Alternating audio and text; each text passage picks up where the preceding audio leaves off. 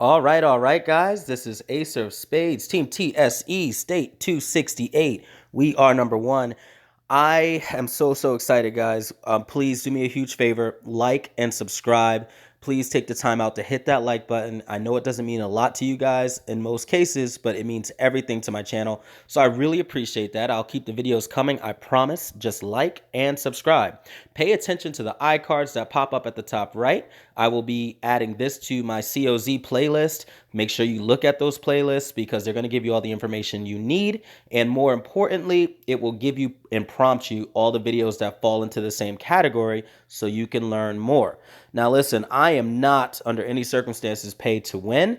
I have dropped, believe it or not, about $200, $300 into this game, maybe a little more, and that was way too much. For the last couple months, literally a couple months, I haven't been paying in. I believe in skill and hard work, and that's what this video is all about. This video, guys, is the advanced building tips for COZ. I call it advanced because it's more of a deep dive. So you're going to see my top 5 tips for building COZ, and this is going to carry forward some of the previous information I got. So stay tuned.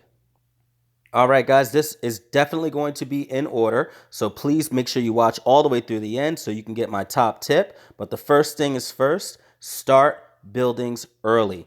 You're going to want to start any building that has a very long building time. Some of these things, when you're on level 23, 24, 25, and even earlier, will take forever. Just as a quick example, if you go to the Institute and you were to hit upgrade right now, it will tell you at the bottom right above the word upgrade that it will take 10 days and 11 hours to complete. That's a wonderful thing. You're going to get massive amounts of speed ups if you're following the rest of my COZ videos. So my biggest suggestion would be to utilize all the speed up hours that take place during tech day, that take place during KE, that take place during gathering day, and speed up those buildings that have long time frames so that they end at the start of building day. You want to start building day with a bang. So that's very simple for tip number one. Longer upgrades, simply speed them up during the weekend after any type of day that has speed up hours. Tip number two, the worst buildings for building day. This is super important because a lot of folks will just build anything that they can with no kind of order or organization, and there's a very specific order that should be followed. What you never want to upgrade during building day ever are your warehouse buildings. These are extremely top heavy. I'll just use my level 3 lumber warehouse 3 to give you an example. If I want to spend 65 million oil or 13 million iron, I can do that and get it done in 5 days. I can always speed it up. But if I did all of that and I used all of that oil, what am I getting? It says here that I would literally go up 800 power. And if you know anything about building day, 800 power isn't going to get me anything. I'm not even going to hit a purple chest if I'm not mistaken at level 25. So warehouses are absolutely useless, and you just blew through 65,000 oil. You never want to do that. Another one that is extremely costly for RSS would be the refinery plants, the energy refining plants. See, these plants over here, they don't really cost too much, but they give you zero power virtually. And again, they're going to cost you millions of power, which even right now, I don't have 7.3 million power, and I would get no points even if I did. Plus, you can only do one at a time. So you're either going to blow through all your electricity for no power, or you're going to leave them alone and do them on your off days. And when you're dealing with the refining plants, do them one at a time. Do it on your off days just like you would with the warehouse buildings. Bunks and hospitals are the worst. And I say that because they fall into the category of moderate point giving, such as any other RSS building, like your banks, your houses, along with anything like lumber facilities, water facilities, oil, etc. They fall in the same category. The difference between them is that they have a very high cost and high dollar amounts. The most expensive things that you have to find these days are lumber and iron. If you start upgrading bunks, you're going to go through 10 million every time, and it's not even going to give you a purple chest. It's the same thing with the hospitals. Even at level 19, you're clocking out 5 million iron. And if you did that a couple times just for a purple chest, you won't recover half of that, but you'll have gone through 10 million iron for 2 hospital upgrades. They are horrible for building day. You do need them, but not as much. So that means leave them for other off days or just to fill in purple chests. Maybe do one or two, but do not spend all your RSS on them. They will not help you get to that ninth chest. The attack tower and the garrison also fall into that category. You need components that cost you diamonds to get them built up. They are nowhere near as necessary as they seem. I think they are important, and we will do a separate video on that, so you are going to want them. However, they are not great for building day. Ignore them. And finally, the parts factory will give you virtually no points and cost you way too much, especially when it comes to energy cores. And the helipad. I love this commercial helipad. It's one of my favorite things. I have 2 videos on it. Please go watch them. They are incredible, and it has a great place in this game. However, when it comes to building day, even though it will give you moderate points, like some of the other major buildings, it will cost you money. And I mean lots of money. Even at level 17, it's $13 million. And as you can imagine, 18, 19, and 20, it's going to cost significant amounts of millions of dollars that you could get much more out of if you use it on other builds. So build it up, maybe for a purple chest once in a blue moon, but do not use it for building day points. You're blowing through your money. Number 3, and slightly more important than what not to do, would be exactly what to do. The next tip is best buildings for COZ. So we're going to give a quick little list so you guys can be well aware of this. A lot of this, believe it or not, I didn't know right away. War rooms and combat readiness are the best buildings for COZ. Even at level 18, which is all I currently have my shooter war room at, I could easily upgrade it. You'll notice that it doesn't cost very much. It's literally almost the same amount as if I was doing a hospital or a bunk, right? Then around that 6 million iron. Well, the difference is if I go to details and I go to the power, I would go from 23,000 power to 30,000 power. This war room is worth 6,500 points. And if you did the math that I've done on previous building days and tech days, you'll know that it's 600% times the amount of points you would get. That would literally be 42 million points on my COZ to go from 18 to 19. That is significant. So as you can imagine, going from 23 to 24 in the other war rooms is even more ridiculous. So those are the best. And what the rule of thumb on this is, guys, if it costs you chips, it will give you massive points. So a couple other buildings that do that I recently discovered, I really didn't know that they were this good, were the missile silos and the anti-silo areas. You'll go to details, you'll notice that they have a significant amount of power increase. I mean, we're talking from 16 to 17, almost 8,000 points, 17 to 18, 9,000 points. If you upgrade those guys, you are going to crush building day. So that means all you have to do is on your off days when you're not spending a whole lot of money is you make your chips and consistently make chips all the time. And then when building day comes, you start those long builds, you follow the first couple of tips to get you there, you end them at the right time, and you can 9 chests on the first hour every time. So if you've ever seen someone absolutely crushing building day at the start of the event, and I mean they literally have 200 and something million points or more, it's because they're upgrading wonderful buildings like that. Without making this a whole separate tip, I just want to give you guys some heads up. The moderate buildings, and there are levels to it, the moderate buildings for points like we talked about, the RSS buildings and such, the chip buildings are slightly superior. If you upgrade these chip buildings, not only do they give you excellent amount of points for what they cost, but they also base their points on food, and they have a very, very low money cost as well. And even at the higher levels, they're incredibly cheap to upgrade, giving you massive points. So those, again, are the best buildings to go. Another one would be the Garrison Hall, also because it's based on food. And then, of course, those are going to be your favorite ones on building day.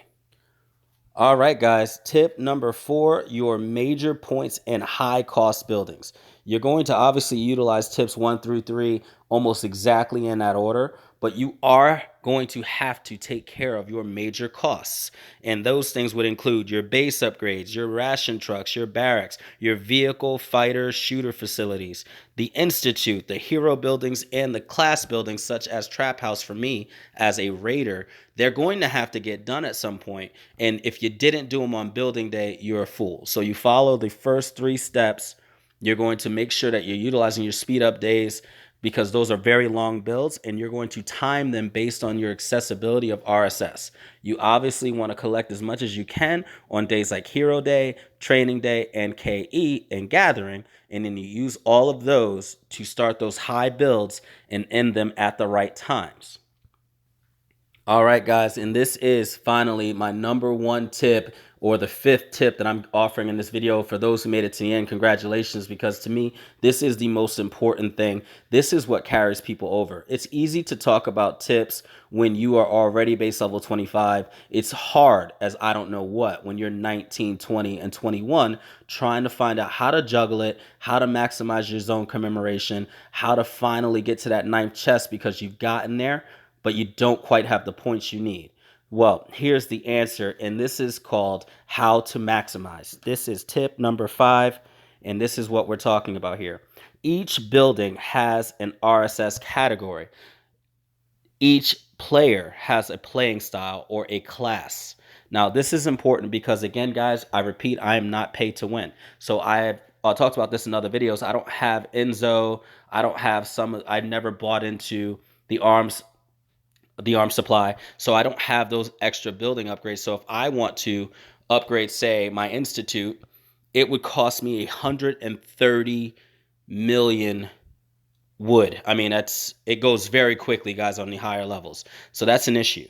Because of that, you have to understand what is going to cost you the most and what RSS categories to build in. You're going to need to fill in your buildings on the purple chest. And like I said, the art of the purple chest, even at high levels, is huge because a lot of these buildings are not going to automatically give you a gold chest. So what happens when you're a couple thousand away? What do? Well, as an example, banks. Your banks give you moderate RSS, and they do cost a decent amount of wood, but wood is not that hard to come by per se. It's just you have to time it correctly. What they do not cost you, though, is they're one of the few buildings that cost you no money. So if you are a raider and money is hard to come by because you have a full state NAP, upgrading banks at the right time to instantly give you a purple chest is fantastic because it gives you that filler hour, it gives you extra RSS, and it did not cost you any money to build. Other things that don't cost a lot of money are things like the radar. I mean, it's a huge deal. So if you're low on money and you're not a trader, as an example, make sure you're looking at your banks and things that don't cost a lot of money, such as your chip buildings. Now, on the other hand, if you are a trader and money is no object, well, guess what you're going to be doing? Filling up those chip buildings. You're going to be knocking out the things that we talked about in tip #3 and 4. And more importantly, when it comes to things like money, you might even want to focus on that commercial heliport because that's something that you have a lot of. Now, again, the categories we kind of hit on earlier when it comes to things like the bunks and the hospitals. The bunks and the hospitals are heavy in iron and wood. They're never really going to be good because iron is going to be needed by everybody. I don't care what class you're in. However, you do have development heroes, which we want to talk about, that are going to give you a big edge on that. And even though I don't have Enzo and such, I do have things like the Alchemist and things like that. So what you're going to want to do is find out what you excel at and focus on those things. The easiest things for you to come across in this game are food and oil, but oil goes very, very quickly. So food is always your friend. So if something costs a lot of food, as an example, like the Garrison Hall over here, it's a piece of cake to upgrade and it will still give you those filler points and do everything you needed to do. The station heroes or development heroes, we're going to do an entirely separate video on that. And the whole entire point of this is not to fight the flow. That's the biggest advice I can give you. If you have millions and millions of food, do food heavy upgrades. If you have millions upon millions of oil, like I currently have like 150 million oil, I have things I need to spend it on, but I'm going to do upgrades that I don't mind spending a little oil.